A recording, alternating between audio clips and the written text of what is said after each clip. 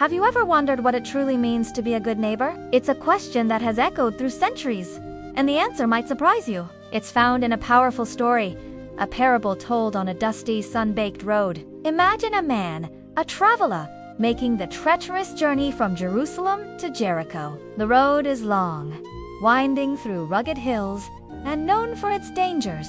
Suddenly, he's attacked by robbers. They strip him, beat him, and leave him for dead on the side of the road. He's bruised, bleeding, and barely conscious. His hope is fading under the harsh afternoon sun. Soon, a priest comes along, a man of God, someone you'd expect to help. He sees the wounded man, but what does he do? He crosses to the other side of the road and continues on his way. He doesn't want to get involved. Maybe he's in a hurry, or maybe he's afraid. Whatever his reason, he leaves the man to suffer. A little while later, a Levite passes by. He's also a religious figure, an assistant at the temple. He walks over, takes a look at the injured man, and he too crosses the road and walks away. Two people who by all accounts should have been the first to offer aid chose indifference. They saw a problem, not a person. They saw an inconvenience, not a brother in need. The injured man is left alone again, his situation growing more desperate with every passing moment. The sun beats down, his wounds ache, and the world seems to have turned its back on him. It's a lonely, terrifying place to be. Can you imagine the despair he must have felt, seeing potential help arrive, only to watch it walk away, not once, but twice?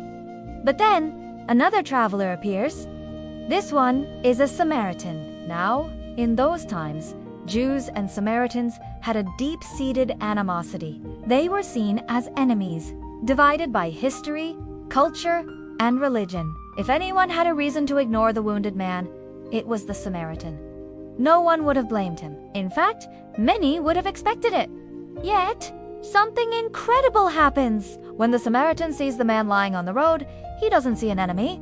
He sees a human being in agony. The story says he was filled with compassion. It wasn't a fleeting thought. It was a deep, gut-wrenching feeling that moved him to act. He didn't hesitate. He didn't weigh the costs or consider the social implications. He just saw someone who needed help. He kneels down beside the stranger. Gently, he cleans the man's wounds with wine, an antiseptic, and then soothes them with oil. He bandages them with strips of his own cloth. These weren't grand gestures. They were simple, practical acts of kindness. He then lifts the man onto his own donkey, the animal he was using for his own journey, and begins to walk beside him. He doesn't just drop him off at the nearest town. He takes him to an inn and stays with him through the night, personally taking care of him. Think about that!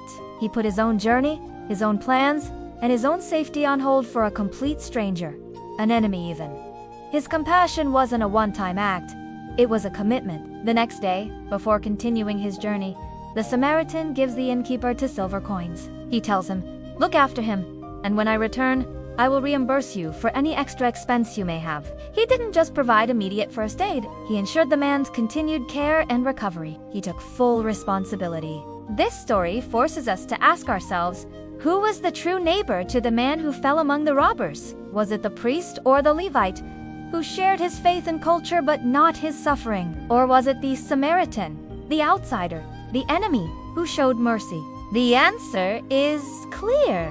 A neighbor isn't defined by proximity, religion, or race. A neighbor is anyone who shows mercy to someone in need. It's about seeing the humanity in others and responding with compassion, even when it's inconvenient, costly, or unpopular. It challenges us to look past our differences and see the person right in front of us. So, the next time you see someone in need, remember the Samaritan. Ask yourself, am I going to cross to the other side of the road? Or am I going to stop and help? The choice is always ours. Being a good neighbor isn't about who you are, but what you do. Thank you for watching. If this story resonated with you, please like, share, and subscribe for more content that explores the deeper questions of life. We'd love to hear your thoughts in the comments below.